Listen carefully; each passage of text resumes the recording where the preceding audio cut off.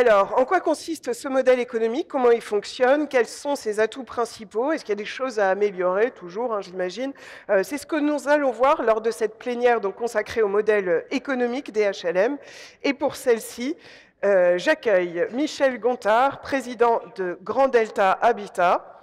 Bienvenue, Bruno Arcadipan, président du groupe Action Logement dont on parlait à l'instant. Installez-vous. Eddy Jacquemart, président de la Confédération nationale du logement. Bonjour. Antoine Saint-Oyen, directeur général adjoint de la Caisse des dépôts, consignations et directeur de la Banque des territoires. Bonjour. Et Soo-Jin Kim, chef adjoint de la division Ville, Politique urbaine et Développement durable de l'OCDE, l'organisme de coopération et de développement économique qui va nous éclairer un petit peu sur toutes les pratiques internationales et ça va être intéressant. Installez-vous. Alors, une petite précision, donc vous avez toujours évidemment la possibilité de poser vos questions par téléphone ou bien par le QR code qui va s'afficher. Et Fanny est restée avec nous et donc on va voir au fur et à mesure. Hein, vous me dites quand vous êtes prête sur les dessins et on commente un peu les dessins qui sont un peu la synthèse de nos débats mais en images. Alors, je voulais passer un premier temps déjà sur le modèle HLM tel qu'il est aujourd'hui. Où est-ce qu'on en est sur ce modèle? Est-ce qu'il y a des tensions? Est-ce qu'il y a des choses comme ça? Évidemment, je me tourne vers Antoine Saint-Oyen, puisque c'est le côté financier aussi qui est en question. Et donc, j'avais envie de savoir, parce qu'on parle toujours évidemment des acteurs de poids, hein, quand on parle du modèle économique français, les bailleurs sociaux, qui investissent des milliards d'euros chaque année via les prêts de la Banque des territoires. On vit un contexte qui est quand même un peu compliqué, difficile, tendu au niveau budgétaire. Est-ce que ça peut remettre en question la pérennité de ce modèle économique tel qu'il fonctionne actuellement? Est-ce qu'il y a des risques sur les capacités d'investissement, les conditions de financement, sans trop nous faire peur? Bonjour à toutes et à tous. Donc effectivement, la Banque des territoires est, vous le savez, un partenaire historique et important du secteur du logement social et via notamment les prêts qu'elle octroie au secteur, 21 milliards d'euros en 2024. Elle est un bon observateur de l'évolution du secteur et finalement de l'évolution du modèle de financement du logement social. Qu'est-ce qu'on observe aujourd'hui? Globalement, ce modèle de financement du secteur du logement social, pour nous, reste robuste. On voit que le secteur du logement social, dans un contexte de crise de l'immobilier, de crise du logement depuis quelques années, joue un rôle contracyclique qui reste très important, avec un niveau d'investissement qui reste élevé. 2024, j'ai mentionné ce chiffre, 21 milliards d'euros prêtés, c'est le plus haut historique. Et en 2025, la dynamique reste très forte, avec plus 20% en 2025 par rapport à 2024 sur tout ce qui est logement social et politique de la ville. Une baisse en revanche sur la partie logement intermédiaire, mais c'est volontairement qu'on souhaite aller accélérer encore plus sur l'accompagnement du secteur du logement social. Donc une capacité à investir qui reste élevée, et deux, une robustesse globale des bailleurs qui font que aujourd'hui, les ratios d'endettement restent soutenables. En même temps, il faut pas nier le fait qu'il y a un certain nombre de chocs, de défis qui doivent être affrontés par le secteur du logement social. Premièrement, l'évolution de dotations publiques. On voit bien dans le contexte de tensions sur les finances publiques, il y a un certain nombre de tensions qui s'exercent sur ces dotations publiques et qui peuvent venir fragiliser le niveau de fonds propres du secteur et, in fine, rendre plus difficile la possibilité pour ce secteur de faire face à la fois à un niveau de construction très élevé. Cette année, en 2025, on pense que l'objectif de 100 000 logements sociaux est atteignable, mais est-ce qu'il est soutenable dans la durée? C'est une question qui est plus, on va dire, plus incertaine. Donc à la fois construire et en même temps adapter le parc notamment à la nécessité de l'efficacité énergétique, de la réduction des émissions et de plus en plus de l'adaptation. On l'a vu encore cette année, des défis qui sont très importants. Et la conciliation entre construction à des niveaux élevés, d'une part, et rénovation thermique et adaptation, là, c'est quelque chose sur lequel le modèle, pour pouvoir faire face à ça, va devoir s'adapter. Au niveau de la Banque des territoires, on propose un certain nombre de dispositifs pour adapter le modèle, notamment en augmentant les niveaux de bonification sur un certain nombre de dispositifs de financement, par exemple sur le PLAI, pour la reconstitution de l'offre en rue, avec une enveloppe très importante qu'on va renouveler, avec des dispositifs sur les éco-prêts, où on veut aller encore plus loin, notamment sur un prêt à impact réel, pour pouvoir effectivement accompagner Adapté. avec ce modèle du logement social, de financement du logement social qu'on veut préserver parce qu'il est essentiel, mais en même temps l'adapter pour permettre au secteur de répondre en même temps à ces deux défis, augmenter la production, la construction et transformer, adapter le parc. Vous avez dit que c'était un socle quand même assez solide, mais bon, il faut s'adapter à ces nouveaux défis. Est-ce qu'il y a des signaux d'alerte quand même qui sont, vous l'avez dit, hein, est-ce qu'il y a des signaux d'alerte qui sont peut-être plus inquiétants sur le financement, dans le neuf comme dans la réhabilitation? Est-ce qu'on peut... c'est difficile hein, de voir un peu loin dans l'instabilité politique, la crise. Est-ce qu'il y a des signaux encourageants et puis, par rapport à des segments particuliers? Oui, bah, des signaux d'alerte, il y en a Oui. plusieurs, hein. Je vais en mentionner deux. Le premier, on voit bien qu'il y a une file d'attente hein, pour l'accès au logement social qui augmente parce que la rotation dans le parc a tendance à, on va dire, diminuer, et ça c'est lié au fait que finalement la possibilité de sortir du parc est plus compliquée par Limité. finalement la très forte diminution de la construction hors du logement social. Parce que autant le logement social, on va dire, joue globalement ce rôle contracyclique, autant on voit bien que sur le logement libre, là, on a un réel ralentissement qui fait que cette rotation est une difficulté. Limité. Et donc, il faut arriver à trouver des solutions, d'accession.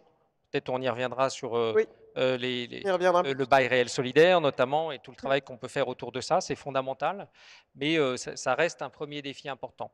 Le deuxième défi, c'est l'augmentation quand même des coûts de la construction. On voit bien que, et notamment des coûts de la rénovation, plus 80% sur les coûts de la rénovation depuis 2018. Donc, cette capacité à faire des rénovations lourdes, à atteindre les objectifs d'abord de la loi climat résiliente, ça c'est un impératif absolu à horizon 2035, et puis de la SNBC demain, si on a des coûts de la rénovation des logements qui augmentent de 80% en 7 ans, c'est inatteignable. Donc là, il faut vraiment faire un travail autour de l'évolution de ces coûts. Nous, avec les fédérations, avec l'Union, on a échangé sur le fait d'avoir un observatoire pour suivre l'évolution de ces coûts, construction, rénovation. C'est fondamental parce que sinon, ça rendra beaucoup plus difficile l'atteinte de ces objectifs. D'accord, donc ça c'est la partie financière qui est rassurante, mais en même temps, voilà, hein, il va falloir construire en s'adaptant au fur et à mesure aux données budgétaires et puis de transition aussi. Bruno Arcadipan, on a un modèle, et on en parlait, Jean Castex en a parlé, hein, depuis les années 50, un modèle français spécifique qui renforce le lien entre emploi et logement, avec notamment la participation des employeurs à l'effort de construction. Est-ce que cette spécificité, c'est toujours important, c'est toujours là, indispensable? Et quel regard vous portez justement sur le logement des salariés? On en a beaucoup parlé là sur la RATP, mais plus globalement, est-ce qu'il peut y avoir des tensions liées aux tensions budgétaires actuelles? Et quelle capacité cette participation a-t-elle de toujours jouer son rôle pleinement? Alors peut-être pour illustrer le propos sur l'APEC, il faut rappeler que le logement social, c'est un modèle économique qui est basé sur 3 piliers. Il y a évidemment ce que vient de dire Antoine, avec ce financement à coût faible, basé évidemment ou adossé sur le livret A. Il y a le financement qui vient de la participation des employeurs de la construction, et je vais y revenir très largement, donc l'APEC. Et il ne faut pas oublier également que nous sommes régis par un cadre réglementaire qui est fondé sur des plafonds de ressources, donc notamment à travers les APL. Et c'est les trois qui doivent fonctionner ensemble si on veut avoir de la fluidité et si on veut avoir un parcours résidentiel qui fonctionne parfaitement bien. Et j'irai même au bout du parcours résidentiel où on devra aussi regarder avec attention et bienveillance l'accession à la propriété. Tout à fait. C'est tout ça qui fait que demain, on serait capable de remettre en route le parcours résidentiel et peut-être de commencer à résorber les problématiques que l'on rencontre maintenant depuis trop longtemps. Pour en revenir à l'APEC, c'est évidemment un des financements très importants de notre modèle global, puisqu'il représente en gros 3 milliards d'euros, 1 milliard 8 ou 9 en fonction des années, et donc du 0,45 venant des entreprises de plus de 50 salariés. Et puis également les retours de prêts qui font le complément vis-à-vis des 3 milliards d'euros, qui sont le résultat du travail de nos pairs. Ce modèle fonctionne depuis 70 ans. Il fonctionne bien, il fonctionne évidemment pour réaliser de la production neuve, mais aussi pour soutenir les OLS dans le cadre de grandes réhabilitations. Et puis aussi, il apporte à peu près 800 000 aides par an aux salariés en difficulté ou aux jeunes, notamment à travers Visal, qui est un produit phare chez nous, à travers cette garantie qui est universelle pour les moins de 30 ans, mais aussi aujourd'hui élargie depuis quelques mois maintenant pour les saisonniers ou des caractéristiques spécifiques. Donc, Et est-ce qu'il est bousculé du coup par les tensions budgétaires ou en tout cas par tout ce qui se déroule en ce moment de discussion autour de la PEC ce ne peut pas être bousculée par les tensions budgétaires, elle peut être captée en Oui, tout ou en partie, mais bousculée non, puisque c'est géré par les ça partenaires bougera pas. sociaux. Non, mais nous sommes un groupe paritaire et la PEC est gérée par les partenaires sociaux. Donc, il y a beaucoup de choses qui sont bousculées en effet dans ce pays. Celles qui ne le sont pas pourraient l'être dans les mois ou les années qui viennent. L'échéance de 2027 sera évidemment extrêmement importante pour notre modèle économique, pour ce Oui. logement social à la française, mais pas que. À titre personnel, je suis très inquiet lorsque l'Europe regarde de près comment revoir le logement social au niveau européen, étant donné que nous avons le meilleur modèle. Nous ne pouvons que perdre, et j'incite tous les acteurs, tous les professionnels de notre métier, de regarder avec beaucoup d'attention les travaux qui sont en train de se réaliser en ce moment au niveau européen, parce que ça me fait vraiment froid dans le dos. On n'a pas du tout le même modèle que d'autres pays. Notre logement social n'a rien à voir avec celui de Hongrie ou tout simplement d'Allemagne. On n'a pas intérêt à s'aligner sur les autres, quoi, en gros. Disons Ils que perdraient. j'ai une véritable inquiétude là-dessus parce qu'à tous les coups, on perd. Je voudrais revenir, vous avez parlé des jeunes, donc vous avez des nouveaux enjeux, des nouvelles offres en fait à proposer, vous avez parlé des jeunes. Est-ce qu'il y a aussi pour les alternants, les saisonniers, est-ce qu'il y a des nouveaux besoins qui émergent qui seraient... Alors, les partenaires sociaux ont en charge la PEC depuis 70 ans, mais le groupe Action Logement est un groupe très jeune. Sa constitution date de 2017 et c'est un groupe qui est en évolution permanente. Donc oui, on crée de nouveaux produits, on répond aux attentes du moment, donc elles sont diverses et variées. On a une offre pour nos aînés, on a, je l'ai dit, une offre très large pour les jeunes.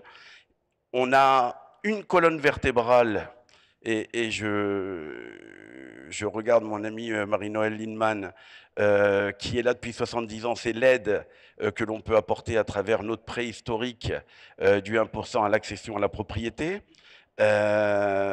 Et on garde nos valeurs et on fait évoluer les sujets. On a aujourd'hui des résidences emploi qui est un système très élaboré qui permet soit à des salariés en déplacement de rester plusieurs mois dans ces résidences, soit à des saisonniers d'intervenir et de venir se loger aussi. Donc voilà, on bouge vite et on répond autant que faire se peut à la demande. Merci beaucoup. Eddy Jacquemart, vous représentez évidemment la voix des locataires du parc social. Est-ce que du côté des locataires, il y a des craintes? On a parlé des APL, évidemment, Bruno disait que c'était un des piliers, un des 3 piliers pour le financement de logement social. Est-ce qu'il y a des craintes des locataires de ne plus pouvoir faire face aux dépenses de loyer, de charges? On en a parlé hier hein, sur tout ça. C'est véritablement des choses qui remontent à vos oreilles? Oui, alors bonjour à toutes et à tous. Évidemment, donc les locataires sont en première ligne en termes pour subir cette crise du logement. Je dois rappeler que la quittance s'alourdit de plus en plus pour les locataires, avec des loyers qui ont augmenté quasiment de 10% en 2 ans, des charges locatives Oui. qui explosent avec notamment tout ce qui est la problématique autour des fluides, avec des rappels de charges colossaux.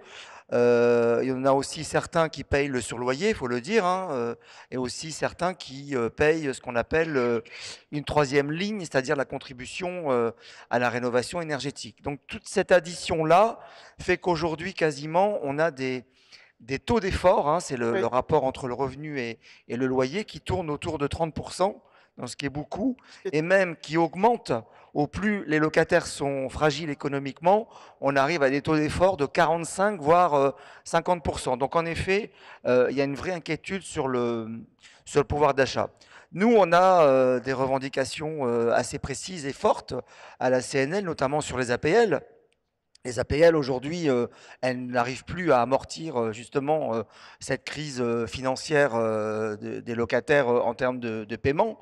On veut véritablement qu'on repose, et c'est un message que j'adresse aussi à notre Premier ministre, puisqu'il veut la rupture. Nous, on a les solutions pour la rupture.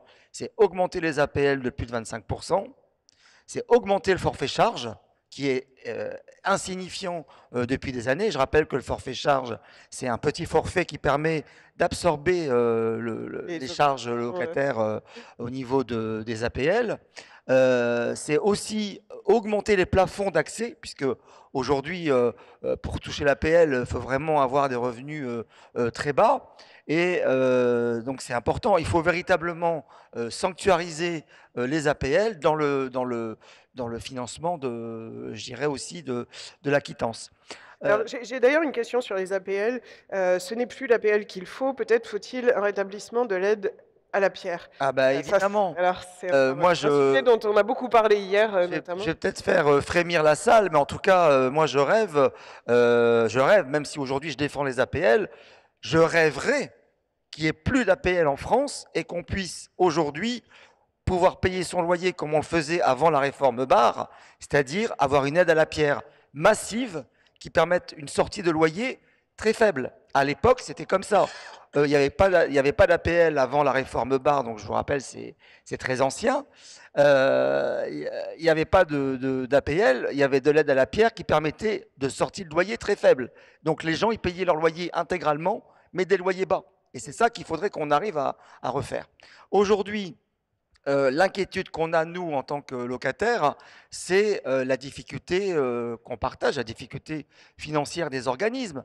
On a des organismes HLM qui, depuis 2018, je rappelle que c'est la mise en place de la fameuse RLS, réduction de loyer de solidarité, qui n'a rien de réduction de loyer et qui n'a rien de solidarité. Simplement, c'est un tour de passe-passe des gouvernements de M. Macron qui, à l'époque, ont fait supporter aux organismes HLM le financement de l'APL. En fait. Est-ce que ça peut avoir des conséquences sur la qualité du service rendu par les organismes HLM? Parce que c'est le sujet du congrès, la qualité du logement social. Quand on prive une entreprise, un organisme de 11 milliards d'euros depuis la mise en place de la RLS, il est évident qu'avec ces 11 milliards d'euros, on aurait pu construire, Hmm.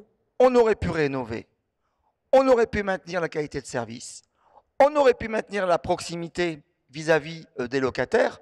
Et je dois dire que les organismes, eh bien, dans tout ça, ont reculé en termes de proximité et souvent remplacé la proximité physique des agents par du numérique. Et le problème aussi, c'est la fracture. Il y a des gens aujourd'hui dans le parc social qui n'ont pas forcément accès au numérique et c'est très compliqué aujourd'hui de pouvoir accéder à des services. Donc c'est une vraie difficulté et ça a eu, on l'a dit dès le départ, quand il y a eu cette mise en place de la RLS, que ça allait avoir des conséquences directes sur le quotidien des habitants et sur le quotidien des locataires. Et c'est le cas. J'ai une question sur serait-il envisageable d'étendre Visal, vous l'avez vu passer, Visal Soli AL sur le modèle de la garantie des loyers? Écoutez, là je vais peut-être pas un petit peu parler pour notre paroisse puisque à la CNL on vient de sortir depuis hier un livre qui s'appelle le Manifeste sur la sécurité sociale du logement et c'est, en tout cas c'est un dispositif universel qui n'est pas du cautionnement, qui est à calquer sur le modèle notamment de l'assurance chômage, où on va aider le locataire à pouvoir se maintenir dans le loyer parce qu'on considère aujourd'hui que la problématique de l'impayé, c'est de l'arithmétique. Quand on a enlevé toutes les dépenses, quand le frigo est vide, ben on n'arrive plus à payer son loyer. C'est ça la réalité. Donc, aujourd'hui, nous, on propose un dispositif universel qui s'appelle la sécurité sociale du logement. Rassurez-vous, ça ne coûtera pas cher. C'est une mutualisation de tous les moyens, de tous les dispositifs qui existent. Vous en avez parlé tout à l'heure, il y a des fonds de solidarité qui existent chez les bailleurs sociaux. On met tout ça dans une cagnotte générale et on aide les locataires à se maintenir dans le logement avec un accompagnement social, y compris dans le privé, parce que là aussi, il faut mettre à contribution le privé pour que dans le privé, véritablement, il y ait aussi des dispositifs d'accompagnement sociaux pour justement résorber tout ça. Sécurité sociale du logement. Merci. Michel Gontard, alors il y a autre chose d'envisageable, vous représentez un acteur de l'accession sociale à la propriété. Est-ce que c'est une dimension qui est trop peu reconnue du modèle HLM et quel rôle elle peut jouer dans le contexte actuel qu'on vit qui n'est pas simple pour tout le monde en fait, et pour le logement social en premier lieu? Avant toute chose, je vous souhaite le bonjour à chacune et à chacun. Et puis, je pense que certains d'entre vous, du moins, ont commencé la lecture des repères, qui sont ceux en ce qui concerne donc les cahiers HLM. Et ils vont y découvrir que sur les 44 pages que recèle le document, une page seulement est consacrée en ce qui les concerne, donc à l'accession sociale à la propriété. C'est en fait le diagnostic d'une chose. C'est la jeunesse du dispositif. Voilà. Et c'est la jeunesse d'un dispositif, et comme tout dispositif jeune, on permettrait l'image rapide consacrée, il faut que tout jeune, on l'accompagne dans une société dans laquelle il va découvrir les choses. Et à partir de ce moment-là, notre mission, sans aucun doute, en tant que bailleurs sociaux qui avons adopté ce type de dispositif pour le mettre à la disposition de ceux qui souhaitent ce parcours résidentiel pour arriver au terme donc, de l'accession sociale sécurisée, parce que chaque mot a son importance là-dessus, nous puissions donc le diffuser comme tel. Le premier élément, c'est de se rendre compte quand même que de l'année qui vient de s'écouler, quelques 12 000 donc, locataires occupants ou primo-accédants ont choisi effectivement le dispositif. Ce dispositif, donc, il est pratiquement à niveau donc, de 10 000 pour les locataires occupants, et ce, bien sûr, sur l'ensemble du territoire, et 12 000 à ce qui concerne les primo-accédants.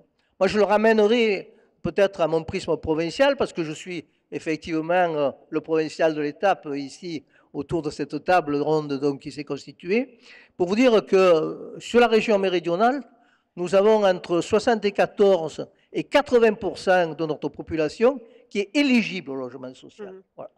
Et y compris dans des parties que certains pourraient qualifier de prestigieuses ou d'exceptionnelles. Donc la réalité, en fait, sociale, elle est celle-ci. Et en contrepartie, nous avons également donc 73% de notre population qui a un rêve, c'est celle de devenir effectivement propriétaire d'une maison individuelle avec effectivement un jardin dans lequel donc la famille pourrait s'épanouir. Voilà. Avec la terrasse chez nous pour l'apéritif, la piscine pour les enfants. Forcément, avec Voilà. l'accent et le rêve. l'apéritif. Et quelque part un peu, ce rêve nous interpelle parce que, est-ce à dire que ces 74 à 80% donc, de populations qui sont chez nous doivent être exclus du rêve? Ou est-ce que la mission d'une coopérative n'était-ce pas celle de pouvoir permettre de cheminer dans le rêve, c'est-à-dire donc dans le parcours? Alors, comment on développe ça alors, cette activité? Voilà. Moi, il faut se doter d'outils pour ce faire. Nous nous sommes dotés d'une foncière avec 3 autres collègues coopératifs. Et moi, je peux vous dire aujourd'hui qu'en termes de bail réel solidaire, nous sommes aujourd'hui à quelques 150 que nous avons donc produits qui sont en chantier, et nous en avons 700 en portefeuille. Donc ça revient bien à dire qu'il y a des solutions et que la solution coopérative dans l'accession sociale à la propriété existe. Et de ce fait, donc, si je ne veux pas m'étendre sur la partie qui est le locataire accédant à sa propre propriété, bien qu'on ait des formules, etc., donc pour l'accompagnement, pour le primo-accédant, comme d'ailleurs pour celui que je viens d'évoquer, nous devons avoir une vocation, c'est celle d'accompagner. Car ce sont des publics qui vont passer d'un statut de locataire à propriétaire. Et il faut avoir à la fois la notion de conseil vis-à-vis d'eux pour leur expliquer que ce n'est pas un geste neutre qui va s'accomplir et que certains, il faut peut-être dès le départ leur expliquer qu'il vaut mieux un peu attendre. Et quand l'opération a été décidée de la part donc, de l'acquéreur, c'est de ne pas le laisser tomber parce que le locataire qui devient propriétaire, du jour au lendemain, il va changer de monde. Et la vocation, sans aucun doute, d'un bailleur social qui se lance dans ce type de projet, c'est de pouvoir continuer à accompagner les gens. Alors, au niveau de l'accession sociale, il y a 2 formules, vous la connaissez, donc je ne vais pas m'appesantir dessus. Rapidement, oui. Il y a la location-accession, qui est le PSLA. Diagnostic, chez nous, c'est en baisse, pour 2 raisons. La première, le contexte effectivement économique fait que l'inquiétude, avec cette période de latence en passant donc de la mission de locataire au statut donc, de propriétaire, bon, et pas très souvent bien facilement à vivre. La seconde, c'est qu'effectivement, pour les élus, parce qu'important les élus, c'est eux qui nous accueillent, c'est eux qui décident de nous prendre comme partenaires, elles ne rentrent pas, l'accession sociale, d'une manière pérenne dans la loi SRU.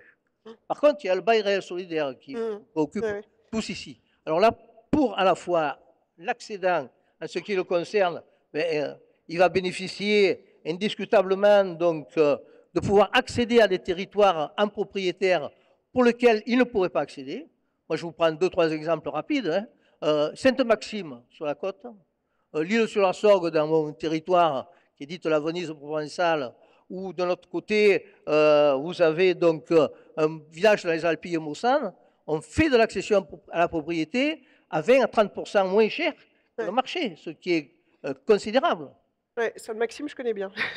Politique nationale. Il y a une question sur le fait que la politique nationale, depuis 8 ans, casse un petit peu la dynamique pour la France des propriétaires. Ça vous paraît vrai, pas vrai? Un peu, je ne sais pas. Petit commentaire et puis après on passe à... Ça nécessiterait d'avoir le temps pour pouvoir en débattre. Parce que, sans aucun doute, c'est une réflexion réversible. La seconde, c'est bien entendu pour l'élu. L'élu avec le BRS, il fait de la mixité. Hein. C'est indiscutable en ce qui concerne. Le modèle rentre d'une manière pérenne dans la loi SRU. Et puis pour le bailleur social, si le bailleur social est aménageur, ce qui est notre cas, en ce qui le concerne, c'est une des clés de l'aménagement. Quand on fait l'offre générale, on a le BRS à l'intérieur. Et de la même manière, donc ça nous permet également comme clé de pénétrer de nouveaux territoires où on apporte le locatif social et toute la palette qui est la palette sociale. On reviendra sur l'accession plus en détail, l'accession sociale et propriété, parce que tout à l'heure, on disait il faut se comparer, mais pas trop. Oui, Bruno, vous vouliez un commentaire, parce qu'après, on va regarder quand même toutes les expériences internationales. Peut-être pour répondre quand même à la question qui est posée, évidemment sur la France des propriétaires, oui. Évidemment qu'on a mis beaucoup de freins. Il suffit de poser la question aux promoteurs immobiliers. Aujourd'hui, ils ont une activité en gros qui est à -40. Et encore, ça peut être bien au-delà de ça sur certaines régions. Donc évidemment que sur le neuf, c'est juste catastrophique. L'arrêt de certains produits phares de leur activité a été catastrophique et comme d'habitude, on ne les a pas remplacés. Donc je crois qu'il y a une question qui était quasiment tranchée par le Premier ministre Bayrou, qui était celle du statut du bailleur privé. J'espère que le Cornu la reprendra à son compte. Sinon, en effet, sur l'accession partie neuve, il y a un coup de frein qui est monumental.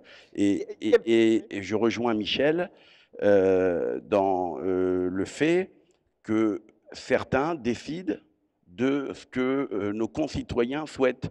C'est vrai que c'est plus à la mode le pavillon avec un petit jardin, sauf que nos concitoyens, c'est ce qu'ils réclament. Donc il faut réussir à mettre tout le monde d'accord et trouver un chemin qui converge. Alors, on a encore une remarque sur la RLS, la réduction du loyer de solidarité, est un impôt sur le chiffre d'affaires d'un organisme HLM. Seule la Française des Jeux a ce type d'impôt. Ne faudrait-il pas le supprimer? Donc ça, bon, on a entendu parler. Un petit commentaire, Michel?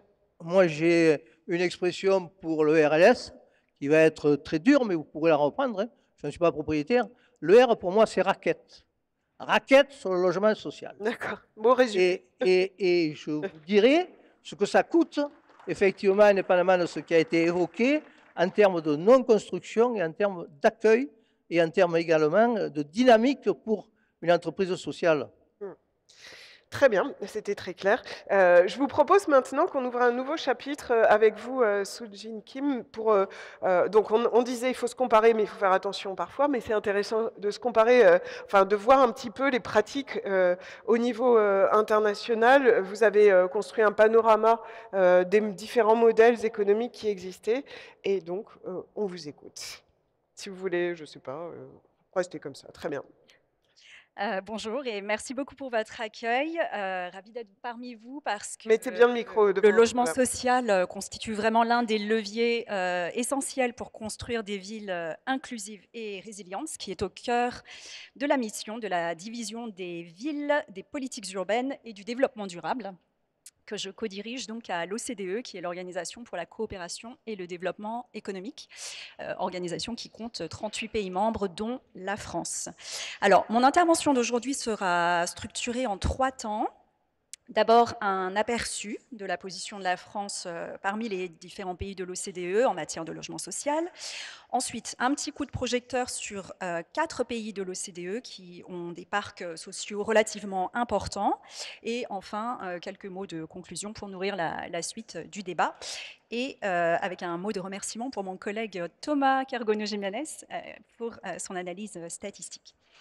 Alors, pour commencer, où en est la France dans l'OCDE en matière de logement social? Donc, la définition du logement social varie beaucoup d'un pays à l'autre, mais dans un souci d'harmonisation, l'OCDE définit le logement social comme les logements qui sont loués à des prix inférieurs à ceux du marché et attribués selon des règles spécifiques. Et donc, sur la base de cette définition, si on regarde d'abord ici la taille relative du parc social, la part du logement social dans le parc immobilier total.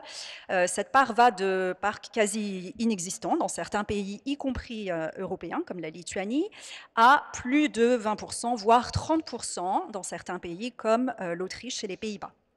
Alors, dans ce panorama, avec 14% du parc total, la France dispose du 5e parc social, parmi les pays de l'OCDE, ce qui est pratiquement le double de la moyenne de l'OCDE, qui est à 7%, ou de l'Union européenne à 8%. Alors, elle est devancée par 4 pays seulement, ce que je vous développerai un peu plus tard dans la deuxième partie, donc les Pays-Bas, l'Autriche, le Danemark et le Royaume-Uni. Et ce sont des pays qui sont tous historiquement engagés dans des modèles plutôt universalistes de logement social, c'est-à-dire qui sont ouverts à une relativement grande partie de la population. On parlait de dépenses publiques tout à l'heure dans le logement. Donc en matière de dépenses publiques en logement mesurées ici en pourcentage du PIB, alors on a ici un échantillon relativement réduit de pays du fait de la disponibilité des données comparables, mais enfin quand même la France reste parmi les pays qui effectivement investissent le plus en matière de logement, aux côtés d'autres pays comme la Nouvelle-Zélande, l'Australie et l'Autriche. Maintenant, pour le coût du logement pour les ménages, et notamment les ménages précaires. Alors en France, on a 9% des ménages précaires qui connaissent ce qu'on va appeler une surcharge du coût du logement social, c'est-à-dire qu'ils consacrent plus de 40% de leurs revenus disponibles pour leur logement. Donc 9% des ménages précaires, évidemment ça reste trop, mais enfin c'est moins que la moyenne de l'OCDE qui est plutôt à 15% et beaucoup moins que dans d'autres pays comme l'Autriche ou les Pays-Bas. On va se tourner maintenant vers les fournisseurs de logement social. Et là, en France, alors comme en Autriche ou aux Pays-Bas, ce sont surtout des organismes à but non lucratif, ou quelquefois des coopératives. Après, vous avez des pays comme les Pays-Bas ou le Royaume-Uni qui impliquent aussi des acteurs à but lucratif, ce qui contribue quelque part à élargir l'offre de parc social. On a presque fini ce tour comparatif avec la qualité de vie, un indicateur de la qualité de vie dans le parc social avec le taux de surpeuplement des ménages modestes dans le parc social qui est de 22% en France. Ce qui veut dire que la France n'est pas forcément parmi les meilleurs élèves, comme les pays souvent nordiques, comme l'Irlande, le Royaume-Uni ou encore le Canada, qui ont souvent des taux très inférieurs, en dessous de 5%. Mais ça reste en dessous de la moyenne européenne, qui est à 29%, et de la moyenne OCDE, qui est pratiquement pareille. Et je termine avec un dernier constat statistique sur le sans-abrisme, qui reste évidemment très difficile à mesurer de manière harmonisée et donc à comparer, mais qu'il faut quand même garder en tête quand on parle de logement et notamment de logement social. La France compte environ 31 sans-abri pour 10 000 habitants, soit 2 fois plus que les États-Unis, et bien au-dessus d'autres pays européens, notamment nordiques, comme le Danemark, la Finlande ou encore la Norvège. Donc c'est un chiffre qui reflète les tensions structurelles, évidemment, sur le logement, et surtout, ça illustre l'enjeu de renforcer cette offre de logement, et notamment sociale, pour prévenir ces situations d'exclusion. Alors, nous allons tourner maintenant vers la deuxième partie qui, du coup, va zoomer sur ces 4 pays qui disposent d'un parc de logement social relativement plus important que celui de la France, comme je vous disais. Alors, ici, la définition du logement social varie forcément entre les pays. Donc, vous voyez ici, je ne sais pas si vous arrivez à lire, mais enfin, en Autriche, le secteur du logement social reste relativement large et accessible, c'est-à-dire que les plafonds de revenus sont relativement élevés, ce qui permet à des ménages modestes, mais aussi à des classes moyennes d'y accéder. Et le logement social autrichien est défini non seulement par le statut du bailleur lui-même, mais aussi par les conditions locatives qui sont souvent réglementées par la loi et fixées par les municipalités. Au Danemark, on est aussi dans une logique universaliste, mais les logements sont construits et gérés par des associations à but non lucratif, qui sont indépendantes, mais qui sont quand même encadrées par les communes et l'État. Et la particularité du Danemark, c'est aussi le rôle très actif que jouent les locataires dans la gouvernance, à travers leur participation à des conseils d'habitants. Aux Pays-Bas, la définition du secteur du logement social repose surtout sur les niveaux de loyer. Donc le parc est géré par des corporations à but non lucratif, encore une fois, mais qui ont l'obligation de réinvestir leurs bénéfices dans le logement social, et elles sont très étroitement contrôlées par une autorité nationale indépendante. Et pour terminer, au Royaume-Uni, on trouve une cohabitation entre 2 types d'acteurs. Donc on a les conseils locaux, qui sont les propriétaires historiques du parc social, et les associations de logement qui gèrent aujourd'hui l'essentiel du parc. Et donc on a une logique dualiste, avec une évolution vers plus de ciblage social. En matière de financement du logement social, on a 3 sources principales, donc les loyers, les emprunts qui sont contractés par les fournisseurs de logements sociaux et les subventions publiques. Après, les équilibres forcément varient selon les pays. Par exemple, en Autriche, le modèle repose sur une grande diversité de sources. Et ce modèle qui est géré au niveau des provinces, donc au niveau décentralisé, permet de soutenir une offre relativement large et très pérenne. Vous avez le cas du Danemark où le financement s'appuie principalement sur des prêts hypothécaires privés qui sont garantis par l'État, qui couvrent presque 90% du coût. Et après, vous avez les municipalités qui complètent en apportant entre 8 et 12%. Et les locataires aussi qui peuvent compléter avec un dépôt de garantie. Donc c'est un montage qui est fortement structuré autour de l'investissement public. Les Pays-Bas, vous avez les corporations donc, qui contractent des prêts auprès des banques publiques et qui sont souvent garantis par un fonds national, ce qui permet de maintenir un coût de financement relativement bas et stable. Et enfin, au Royaume-Uni, la particularité, c'est que le financement repose largement sur le secteur privé, 53% d'emprunts bancaires, après des fonds propres et des subventions, donc c'est le modèle qui est le plus financiarisé parmi les 4. J'accélère un petit peu pour vous parler de la fixation des loyers, parce que c'est aussi un levier clé pour garantir l'accessibilité du parc social. Alors en Autriche, vous avez des loyers qui sont basés principalement sur les coûts réels de construction et de gestion, avec des variations bien sûr, mais à Vienne par exemple, en 2022, un logement social coûtait en moyenne 72% du prix du marché. Au Danemark, vous avez la même logique, où les loyers doivent simplement couvrir les coûts, tout en restant proportionnés aux revenus des locataires. Et à Copenhague, le logement social représentait 57% du coût des loyers du marché privé en 2020. Aux Pays-Bas, vous avez un système d'encadrement des loyers par un système de points qui fait qu'on prend en compte la taille du logement, sa localisation, ou encore sa performance énergétique, comme on en parlait tout à l'heure, et les hausses de loyer sont définies chaque année par l'État. Et on termine encore une fois avec le Royaume-Uni, qui n'a pas de règle unique pour le loyer, mais depuis 2020, les augmentations sont plafonnées à l'inflation, à laquelle on va rajouter 1%. Donc ce cadre permet un certain contrôle des loyers, même si le marché reste très tendu. Enfin, les critères de sélection des ménages qui sont donc éligibles. Alors, en Autriche, les niveaux de revenus qui sont retenus sont assez élevés. Donc, par exemple, à Vienne, un couple peut gagner jusqu'à 88 400 € par an pour pouvoir prétendre à un logement social. Au Danemark et en France, les plafonds de revenus sont également relativement généreux, toujours dans cette logique universaliste. Aux Pays-Bas, les critères sont plus stricts et ils se sont resserrés d'ailleurs dans les années récentes. Et par contre, le Royaume-Uni, il n'y a pas de plafond national, mais certains bailleurs peuvent imposer des critères locaux. Donc, par exemple, à Londres, vous avez des seuils de revenus qui varient entre 33 000 et quelques livres et qui peuvent aller jusqu'à pratiquement le double, 64 000 livres selon les comtés au sein de Londres. Donc, au-dessus d'un certain revenu, les bailleurs peuvent aussi appliquer un loyer complet. Je termine avec quelques mots de conclusion pour éventuellement conduire à la suite du débat. Donc, c'est évidemment un tour d'horizon qui est très rapide, un tour d'hélicoptère, mais l'essentiel montre vraiment qu'il n'y a pas de modèle économique unique. Il y a vraiment une pluralité d'approches, des modalités variées de financement, de fixation de loyer, de critères d'attribution.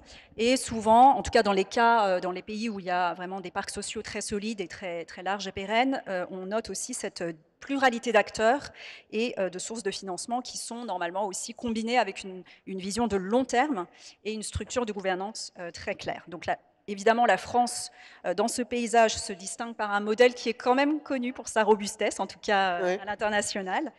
Mais évidemment, il y a des tensions qui existent encore, et je parlais du sans-abrisme notamment, qui nous rappelle évidemment l'ampleur des défis qui restent à relever. Donc, le parc social reste un levier essentiel pour construire ces villes inclusives et résilientes, et non seulement pour répondre à l'urgence, mais aussi pour construire ces trajectoires résidentielles qui soient durables. Merci. Merci beaucoup. J'ai juste une question qui vous est posée, à laquelle vous avez répondu, mais ça sera mieux en le redisant. Les logements sociaux dans les pays européens et non européens sont-ils publics? On voit qu'il y a des formats différents, notamment au Royaume-Uni où c'est pas mal dans le privé, c'est ça?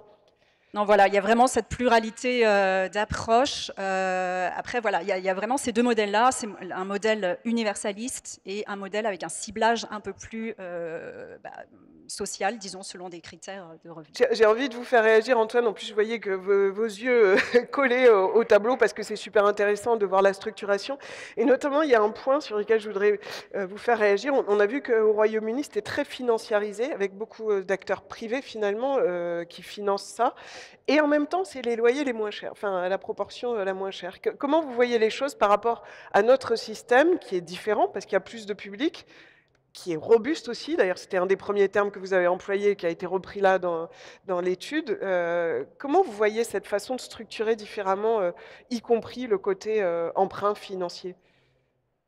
Déjà, c'était très intéressant de partager ces éléments qui confirment globalement effectivement la robustesse de ce modèle de financement du logement social français et son caractère pérenne. Donc, c'est positif et d'un certain point de vue, ça confirme finalement la pertinence du modèle. Les choix. Ensuite, effectivement, on voit bien que on va dire ce modèle de financement doit s'adapter en permanence pour pouvoir permettre d'être parfois bonifié, plus avantageux sur certaines catégories de population pour pouvoir baisser le niveau des loyers sur ces catégories de population-là. C'est ce que permet le modèle du fonds d'épargne avec une péréquation complète justement pour avoir sur certains types de logements, y compris le logement intermédiaire, des niveaux de financement qui sont plus élevés.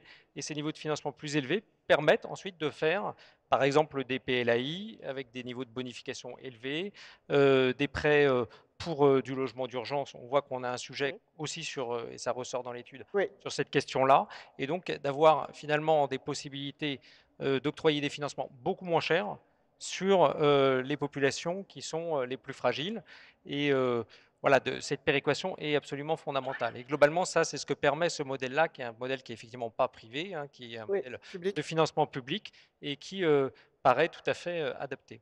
On a un résumé en construction de la part de Fanny Didou de vos échanges qui met en avant les difficultés des organismes à maintenir la qualité de service, les 21 milliards que vous avez cités de la Banque des Territoires en 2024 en augmentation de 20% en 2025. Enfin, vous voyez, robustesse qui ressort et évidemment l'APEC qui est citée, la pluralité d'approches et de sources de financement que vous avez citées, Soon-Jin.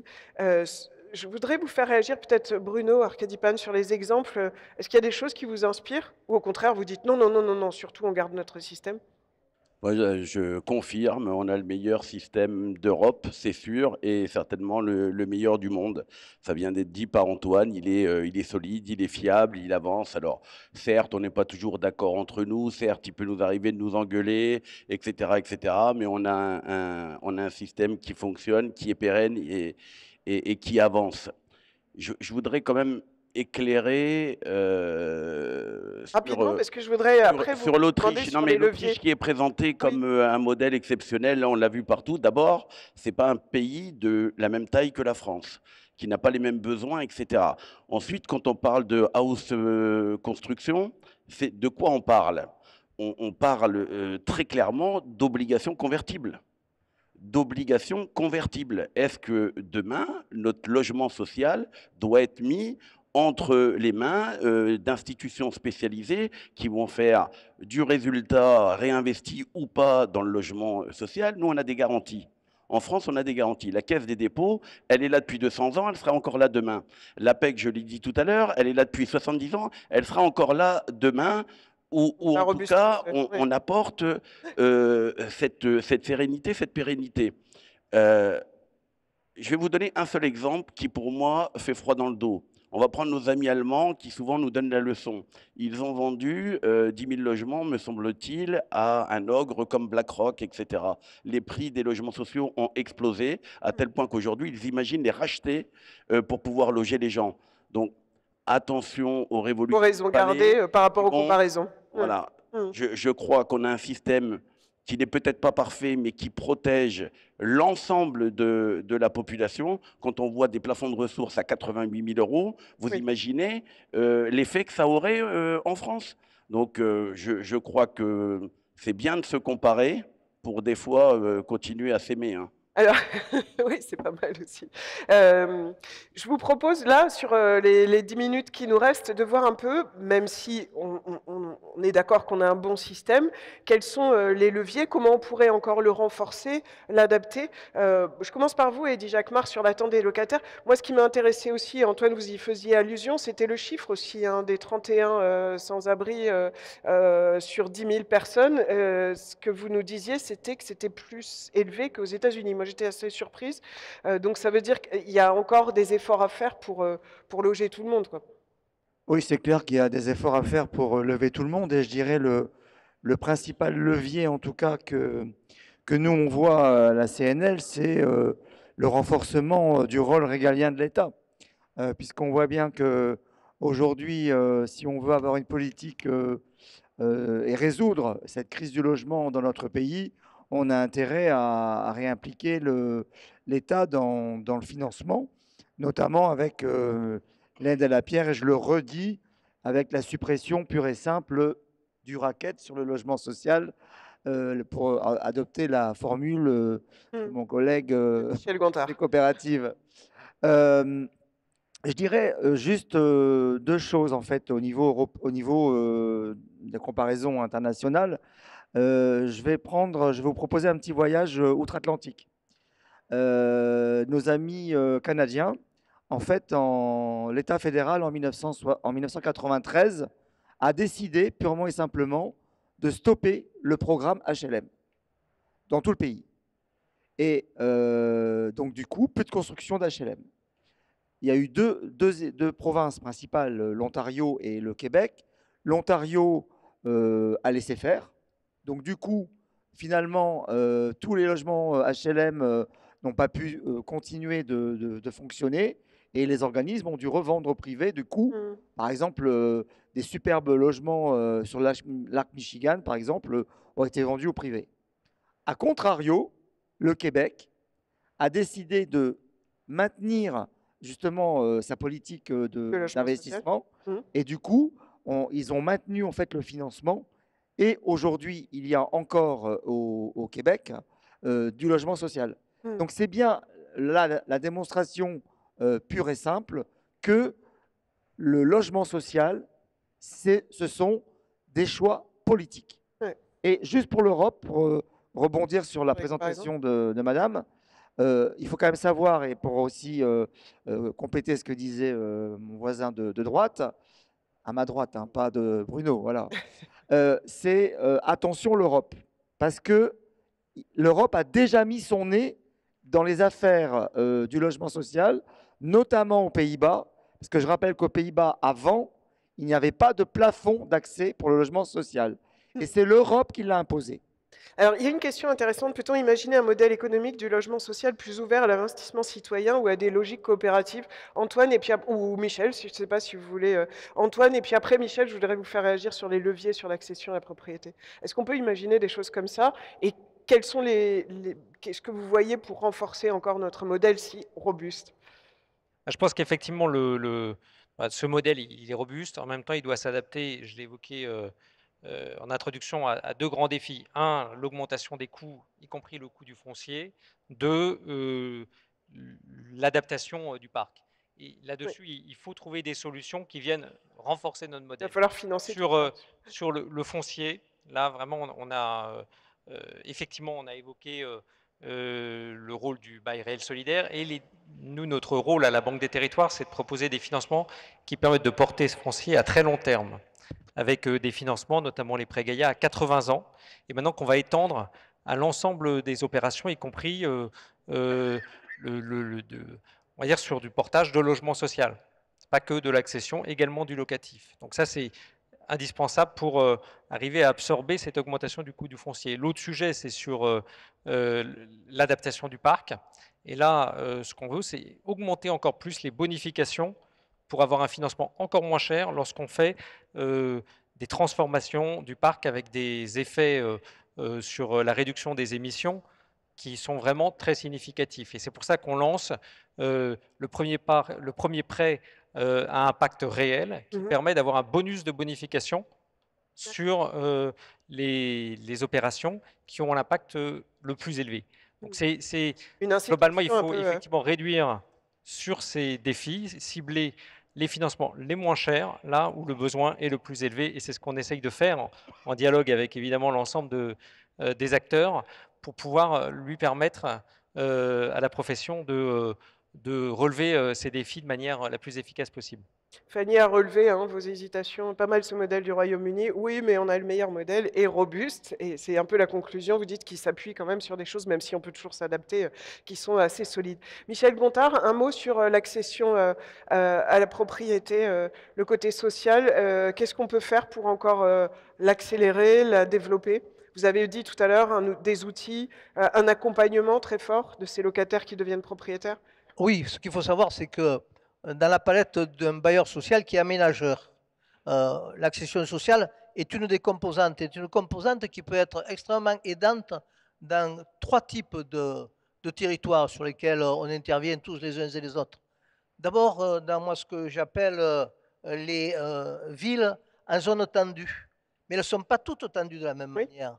Vous avez les villes en zone tendue qui sont celles qui, en fait, subissent un fait métropolitain. Et qu'effectivement, vous avez celles qui sont soumises également à une forte pression touristique. Puis vous avez un troisième cas qui est celui que moi je connais assez bien. Ce sont les territoires à haute valeur ajoutée économique, et notamment dans la ruralité. Et l'accession sociale participe donc à un ensemble de solutions. Et moi, je vais tout simplement vous chercher tout ça dans l'expérimentation de la réalité du quotidien qui est celui effectivement des bailleurs sociaux qui s'intéressent au dispositif. Et il y a d'abord la possibilité de pouvoir faire pression pour bénéficier d'immobilier ou de fonciers qui ont public mais désaffectés. Action Logement, c'est quelque chose. Avec la Banque de France à Roanne, où ils ont fait une opération de ce type-là. Nous, on l'a fait sur la ville d'Avignon avec l'ancienne CAF. Mais cette palette aussi, si on s'y intéresse effectivement, cette proximité de territoire, elle peut être démultipliée sur des opérations, sur des friches industrielles. On peut arriver à faire un ensemble avec de l'accession sociale, bien entendu, notamment sur des ensembles logistiques qui sont en perte de vitesse, qui sont en reconversion. On en fait sur des fiches agricoles. Moi, le 20 octobre, dans une commune d'Avignon, on a bénéficié de la part de Salon Bas Carbone d'un prix pour effectivement un aménagement de quartier de gare sur d'anciens chais viticoles. Il y a donc toute cette palette-là dans laquelle on peut aller et vis-à-vis donc de l'aide qu'on peut apporter aux communes. Un dernier petit mot et après. Oui, il y a la construction de la ville sur la ville aussi. Oui. On est, nous, sur une opération, en ce qui nous concerne, de surrévélation. On est sur une opération également, un projet de construction mixte avec en même temps donc, une surface commerciale et en même temps on conjugue du logement avec. Donc il y a une multitude de possibilités sur laquelle il faut que l'on s'investisse à ce stade-là. Puis vous avez une deuxième partie aussi de territoires qui sont ceux des centres-bourgs qui sont en déclin. Centres-bourgs en déclin pour diverses raisons, mais qui sont caractérisés, tout le monde le sait, effectivement par une paupérisation, par point de commerce, désertification commerciale, etc., etc.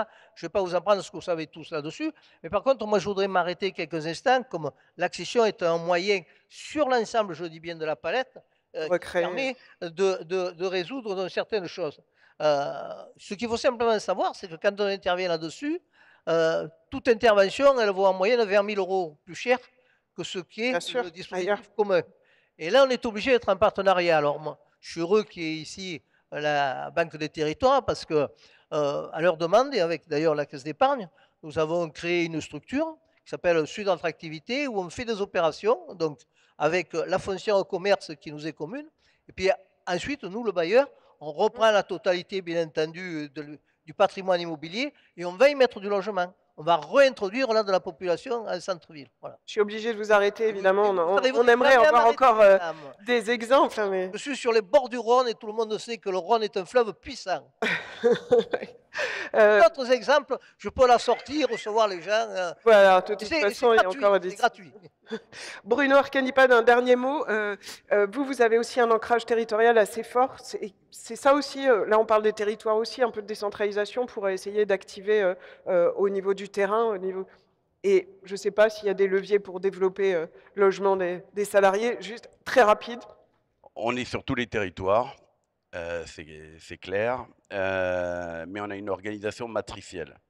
La politique, les financements sont gérés au niveau national et ensuite nos conseils d'administration en territoire, nos comités régionaux et territoriaux en fonction des territoires distincts prennent en main l'ensemble des dossiers. C'est ce que l'on fait Fonctionnement qui marche aujourd'hui. bien, quoi. C'est une mécanique compliquée, puisqu'elle demande beaucoup de transversalité et beaucoup de transparence avec les équipes, notamment sur l'aspect budgétaire. Mais c'est une machine qui est aujourd'hui très efficace, puisqu'on tiendra notre feuille de route et le groupe Action Logement produira 40 000 logements, fera aussi 40 000 grandes réhabilitations et obtiendra ces 40 000 attributions. Des acteurs qui tiennent leurs engagements, c'est à souligner. Et oui, et c'est important, c'est pour ça qu'on a un modèle solide. Très bien, merci. C'est un peu le mot qui est revenu régulièrement, la robustesse du modèle économique des HLM, mais c'est important, même s'il faut s'adapter aux nouveaux défis. Je vous remercie beaucoup pour ces échanges qui étaient très riches, qui auraient pu être poursuivis, mais ils le seront peut-être dans les couloirs du salon.